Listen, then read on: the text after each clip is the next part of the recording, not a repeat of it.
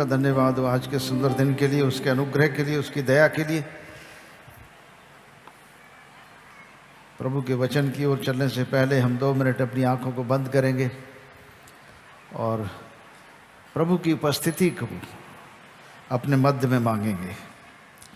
हे परम प्रधान परमेश्वर पिता, परमेश्वर पुत्र, परमेश्वर पवित्र आत्मा, हम नाचीज इंसान आपके सामने खड़े और यीशु मसीह के वचन के अनुसार जो उन्होंने मत्ती 18 और 20 में कहा है, जहाँ 2 या 3 जन मेरे नाम से इकट्ठे होंगे मैं उनके बीच में हूँ। मेरे खुदाबंद यीशु मसीह आज हमारे मध्य में आइए, क्योंकि यीशु दरबार आपके हृदय का दरबार है, आपके हृदय से उत्पन्न हुआ दरबार है। ये हमने नहीं बनाया, न हमारा बनाया हुआ ये दरबार है। ये दरबार आपके हृदय से उत्पन्न हुआ है, आपकी आत्मा से उत्पन्न हुआ है।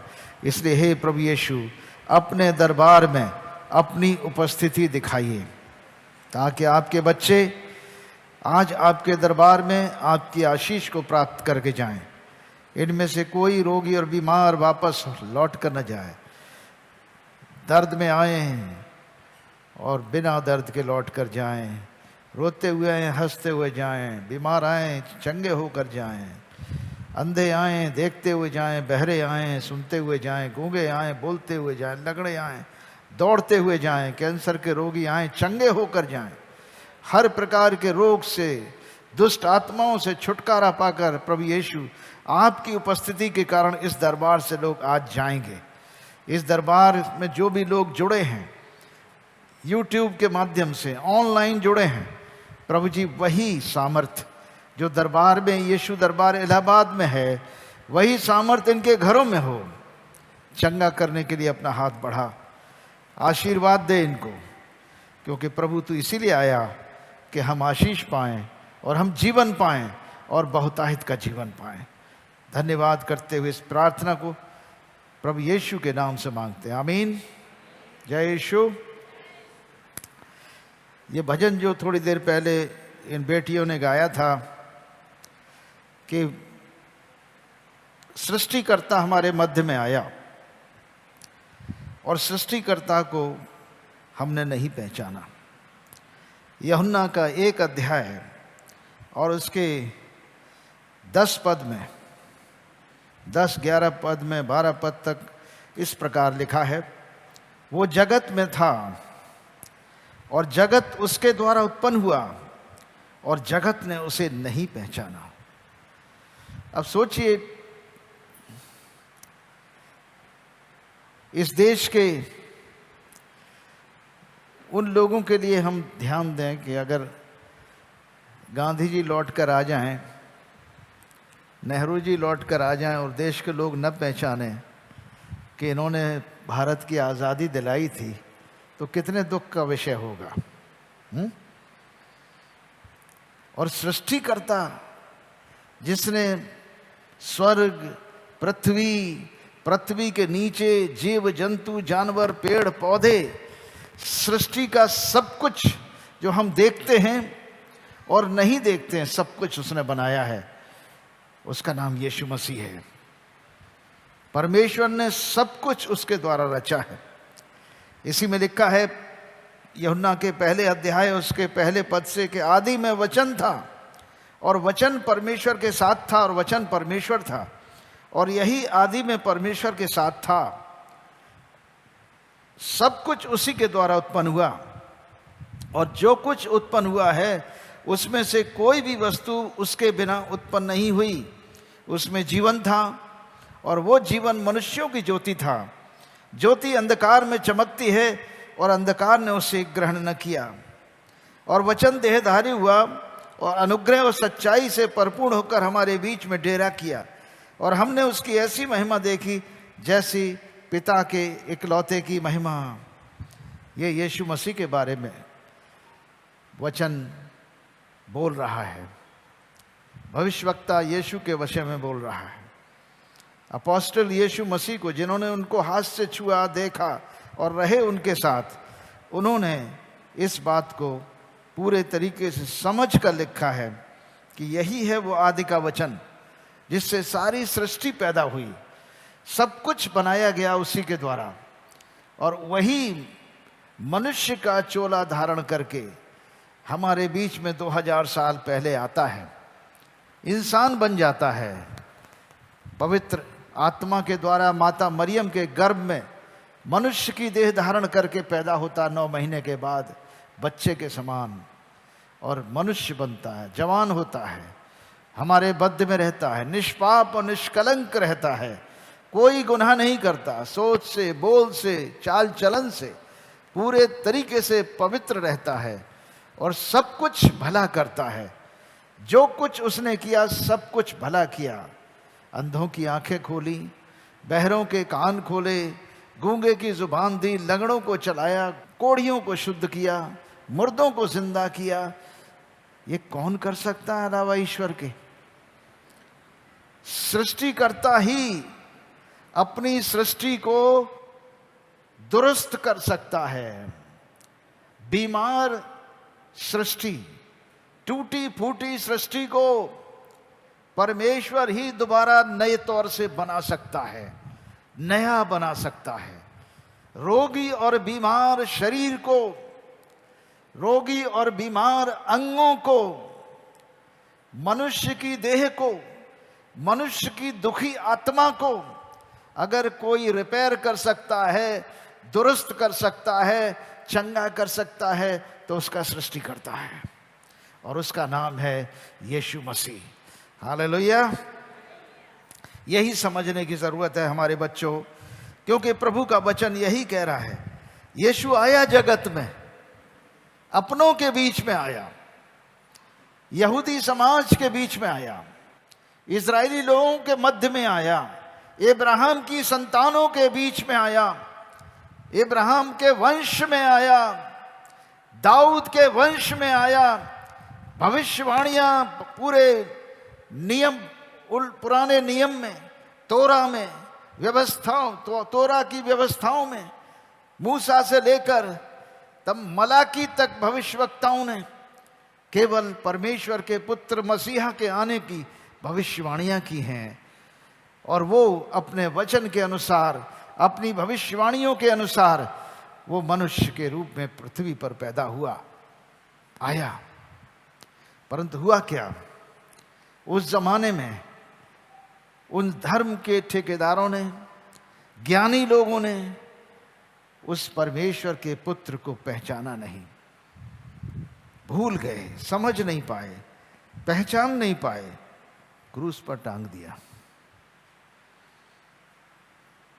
सोचने लगे ये तो परमेश्वर का पुत्र अपने को कैसे कह सकता है? मनुष्य तो पापी है, मनुष्य जन्म से पापी होता है, गुनाह में पैदा होता है, गुनाह में मरता है। कैसे मनुष्य होकर ये कह सकता है कि मैं परमेश्वर का पुत्र हूं? और परमेश्वर का पुत्र कहने का तात्पर्य है कि वो परमेश्वर है, उसमें और परमेश्वर में कोई अंतर नहीं है। मनुष्य के पुत्र मनुष्य हैं, बंदर नहीं हैं, कोई और जीव जंतु जानवर नहीं हैं। गाय बैल के बच्चे गाय बैल कहलाते हैं, और भैंस के बच्चे भैंस कहलाते हैं, बंदर के बच्चे बंदर कहलाते हैं। तो परमेश्वर का पुत्र क्या कहलाएगा? परमेश्वर, है ना? यही समझ थी उनमें, गलत नहीं थी समझ। शास्त्री लोग ठीक समझ रहे थे कि यीशु अपने आप को परमेश्वर का पुत्र कह रहे हैं। यह कैसे हो सकता है कि मनुष्य ईश्वर हो सके? मनुष्य कैसे ईश्वर हो सकता है? इसी बात पर उनको आपत्ति रहती थी, और कोई आपत्ति नहीं थी। अंधों की आंखें खोलने में कोई दिक्कत नहीं है, बहरों के कान खोलने में कोई दिक्कत नहीं है, बीमार लोगों को चंगा करने में कोई दिक्कत नहीं, कोढ़ी को शुद्ध करने में कोई दिक्कत नहीं है, मुर्दे को जिंदा करने में कोई दिक्कत नहीं, लंगड़े को चलाने में कोई दिक्कत नहीं है, 5 रोटी 2 मछली से 5000 को खिलाने में कोई दिक्कत नहीं है। वाह वाह करते रहेंगे, वाह वाह वाह, बहुत अच्छा कर रहे हैं। और जहां यीशु मसीह को ग्रहण करने का सवाल आया कि अपना मुक्तिदाता और उसे प्रभु ग्रहण करो, वहीं आफत आ जाती है, वहीं मुसीबत हो जाती है। अरे भाई इस तो सब कुछ बदल जाएगा। तो सब कुछ बदलने के लिए तो यीशु मसीह आया है। परमेश्वर का पुत्र हमें बदलने के लिए आया है। हमें मनुष्य की संतान से ईश्वर की संतान बनाने के लिए आया है। यही सत्य है। जब तक यीशु मसीह को अपना प्रभु और मुक्तिदाता हम हृदय से और आत्मा से ग्रहण न करेंगे तो हमारे अंदर वो बदलाव नहीं आ सकता। परमेश्वर का आत्मा हमारे अंदर कार्य नहीं कर सकता। पवित्र आत्मा हमारे अंदर रहकर हमें मनुष्य की संतान से परमेश्वर की संतानों में बदल देता है। और यही एकमात्र उद्देश्य यीशु मसीह के दुनिया में आने का है। परमेश्वर के पुत्र यीशु मसीह के, परमेश्वर के पुत्र को मनुष्य बनने का और यीशु नाम रखकर इस दुनिया में परमेश्वर के राज्य का प्रचार करने का केवल एकमात्र उद्देश्य है कि सारी मनुष्य जाति को परमेश्वर की संतानों में बदल दे। हालेलुया। और लिखा है कि जितनों ने उसे ग्रहण किया उसने उन्हें परमेश्वर की संतान होने का अधिकार दे दिया। अर्थात उन्हें जो उसके नाम पर विश्वास रखते हैं, जो उसके नाम पर विश्वास रखते हैं, जितनों ने उसे ग्रहण किया उसने उन्हें परमेश्वर की संतान होने का अधिकार दे दिया। सोचिए, वे न लहू से पैदा हुए हैं, न शरीर की इच्छा से, न मनुष्य की इच्छा से, परंतु परमेश्वर से उत्पन्न हुए। हमारा दूसरा जन्म, हमारा नया जन्म, पहला जन्म हमारे माता पिता से होता है। शारीरिक जन्म है वो। हम माता पिता के व्यवहार को, उनकी प्रवृत्ति को, उनके नेचर को, उनके चाल चलन को लेकर पैदा होते हैं। और यीशु ने दूसरे जन्म की बात की है कि तुम परमेश्वर के पुत्र और पुत्रियां कैसे बनोगे। ये दूसरे जन्म की बात, नए जन्म की बात यीशु मसीह ने उस जमाने के फरीसी और सरदार निकोदीमस से की है। यूहन्ना के 3 अध्याय में लिखा है, फरीसियों में से निकोदीमस नाम का एक मनुष्य था जो यहूदियों का सरदार था। उसने रात को यीशु के पास आकर उससे कहा, हे रब्बी, हम जानते हैं कि तू परमेश्वर की ओर से गुरु होकर आया है, क्योंकि कोई इन चिन्हों को जो तू दिखाता है यदि परमेश्वर उसके साथ न हो तो नहीं दिखा सकता। इमैनुअल शब्द का अर्थ है परमेश्वर हमारे साथ है। प्रभु यीशु मसीह के लिए जो भविष्यवाणी यशायाह नबी ने की, उसमें कहा कि एक कुंवारी गर्भवती होगी, पुत्र जनेगी और उसका नाम इमैनुअल रखेगी। उसका अर्थ है परमेश्वर हमारे साथ है। तो इस भविष्यवाणी की पूर्ति यीशु मसीह के जन्म से हो रही है। यीशु मसीह के लिए ये निकोदीमस नाम का सरदार, यहूदियों का सरदार, रब्बी है, फरीसी है, पढ़ा लिखा है और यहूदियों का टीचर है। उन्हें सिखाता है, ज्ञान की बातें सिखाता है, धर्मशास्त्र की बातें सिखाता है। और ये यीशु से सवाल कर रहा है, रब्बी, हम जानते हैं कि तू परमेश्वर की ओर से गुरु होकर आया है, क्योंकि कोई इन चिन्हों को जो तू दिखाता है यदि परमेश्वर उसके साथ न हो तो नहीं दिखा सकता। यीशु ने उसको उत्तर दिया, मैं तुझसे सच सच कहता हूं, यदि कोई नए सिरे से न जन्मे तो परमेश्वर का राज देख नहीं सकता। यीशु मसीह से वो कुछ और बात कह रहा है और यीशु मसीह उसके नए जन्म की बात कर रहे हैं, यानी स्वर्ग की जन्म की बात कर रहे हैं, परमेश्वर की संतान उत्पन्न होने की बात कर रहे हैं। प्रभु यीशु मसीह ने से सवाल वो ये कर रहा है कि हे प्रभु, आप परमेश्वर के जन हैं, आप गुरु होकर आए हो, इतना हम मानते हैं।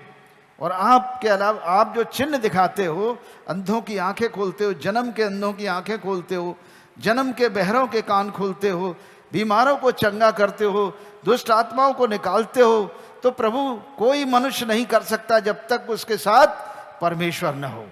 बिल्कुल सही कह रहे हैं। यीशु मसीह ने इस तारीफ को इग्नोर कर दिया, पूरे तरीके से उसके पर कोई विचार नहीं किया। परंतु यीशु मसीह को जो उसे देना था, उस मनुष्य को नए जन्म की शिक्षा दी, परमेश्वर के राज्य में नए सिरे से पैदा होने की शिक्षा दी कि सुन, तुझे नए सिरे से जन्म लेना अवश्य है। निकोदेमुस ने कहा, जब बूढ़ा हो गया तो कैसे जन्म ले सकता है? क्या वो अपनी माता के गर्भ में दूसरी बार प्रवेश करके जन्म ले सकता है? यीशु ने उत्तर दिया, मैं तुझसे सच सच कहता हूं, जब तक कोई मनुष्य जल और आत्मा से न जन्मे तो वो परमेश्वर के राज्य में प्रवेश नहीं कर सकता। क्योंकि जो शरीर से जन्मा है वो शरीर है, और जो आत्मा से जन्मा है वो आत्मा है। अचंभा न कर, मैंने तुझसे कहा, तुझे नए सिरे से जन्म लेना अवश्य है। हवा जिधर चाहती है उधर चलती है, तू उसका शब्द सुनता है परंतु नहीं जानता कि वो कहाँ से आती किधर को जाती है। जो कोई आत्मा से जन्मा वो ऐसा ही है। निकोदेमुस ने उत्तर दिया, ये बातें कैसे हो सकती हैं? ये सुनकर यीशु ने कहा, तू इस्राएलियों का गुरु होकर इन बातों को नहीं जानता? मैं तुझसे सच कहता हूँ, सच सच कहता हूँ कि हम जो जानते हैं वो कहते हैं, जिसे हमने देखा है वो उसकी गवाही देते हैं, और तुम हमारी गवाही ग्रहण नहीं करते। जब मैंने तुमसे पृथ्वी की बातें कहीं और तुम विश्वास नहीं करते, तो यदि मैं तुमसे स्वर्ग की बातें कहूँ तो कैसे विश्वास करोगे? कोई स्वर्ग पर नहीं चढ़ा, केवल वही जो स्वर्ग से उतरा, अर्थात मनुष्य का पुत्र जो स्वर्ग में है। यानी यीशु मसीह खुद अपनी गवाही दे रहे हैं, कह रहे हैं, देख, कोई स्वर्ग पर नहीं चढ़ा है। ये स्वर्ग की बातें मैंने तुझे इसलिए बताई हैं कि स्वर्ग के ऊपर से मैं ही उतरा हूं, कोई दूसरा नहीं उतरा है। इस बात को तू गहराई से समझ ले। नए सिरे से जन्म लेना अवश्य है, जल और आत्मा से। जल से हम जानते हैं जल संस्कार यानी बपतिस्मा लेना, जल में डुबकी लगाना यीशु मसीह के पिता पुत्र पवित्र आत्मा के नाम से, और डुबकी लगाकर बाहर आना। जल में डुबकी लगाने का मतलब है जल में पूरे तरीके से पुराने जीवन को डुबो देना, और बाहर आते हैं तो नया जन्म, नए मनुष्य बनकर बाहर आते हैं। और इसी नए मनुष्य को आत्मा से जन्म मिलता है, पवित्र आत्मा के द्वारा, यानी पवित्र आत्मा उस पर उतरता है। जब प्रभु यीशु मसीह बपतिस्मा लेके जल से बाहर आए तो क्या हुआ? जल से बाहर आए तो लिखा है पहला अध्याय और उसके 32 पद से, यूहन्ना ने ये गवाही दी। यूहन्ना ने 31 पद से, यूहन्ना जो बपतिस्मा देने वाला है वो कह रहा है, मैं तो उसे पहचानता न था, परंतु इसलिए मैं जल से बपतिस्मा देता हुआ आया कि वो इज़राइल पर प्रकट हो। कौन प्रकट हो? परमेश्वर का पुत्र। जब हम जल से बपतिस्मा लेते हैं, चाहे बेटे लें चाहे बेटियां लें, जब हम जल से बपतिस्मा लेते हैं तब हम परमेश्वर के बेटे और बेटियों के रूप में जगत में प्रकट होते हैं। हालेलुया। बपतिस्मे का यही मतलब है। यीशु मसीह वहाँ आते हैं, और यूहन्ना ने ये गवाही दी कि मैंने आत्मा को कबूतर के समान आकाश से उतरते देखा और वो उस पर ठहर गया। मैं तो पहचानता नहीं था, परंतु जिसने मुझे जल से बपतिस्मा देने को भेजा था उसी ने मुझसे कहा, जिस पर तू आत्मा को उतरते और ठहरते देखे वही पवित्र आत्मा से बपतिस्मा देने वाला है। और मैंने देखा और गवाही दी कि यही परमेश्वर का पुत्र है। आमीन। तो यीशु मसीह परमेश्वर के पुत्र हैं, लेकिन पृथ्वी पर परमेश्वर के पुत्र और पुत्रियों को नया जन्म देकर, मनुष्यों को नया जन्म देकर परमेश्वर के बेटे और बेटियां बना रहे हैं। यानी हम परमेश्वर के राज्य में प्रवेश कर रहे हैं। शरीर में कोई बदलाव नहीं आता, हमारी भाषा में बदलाव नहीं आता, हमारे सोच में बदलाव आ जाता है, हमारा मन बदल जाता है।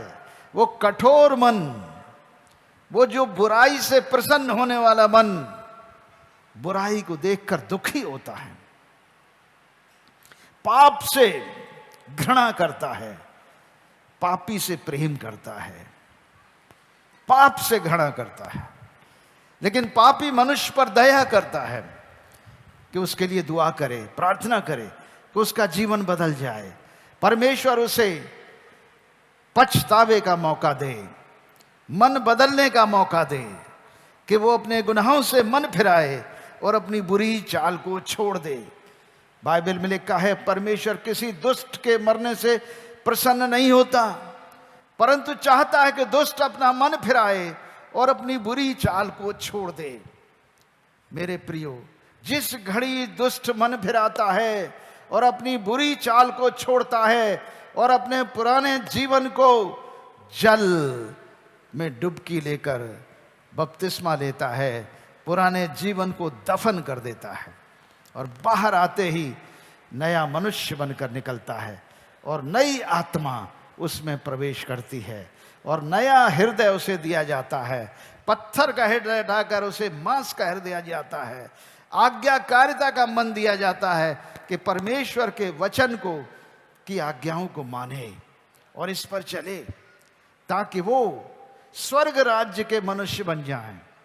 उनकी चाल चलन स्वर्ग राज्य के बेटे और बेटियों का समान हो जाए, सब के सब संतों का समाज हो जाए, एक संतों का समाज बन जाए, हम सब परमेश्वर की पवित्र प्रजा बन जाए।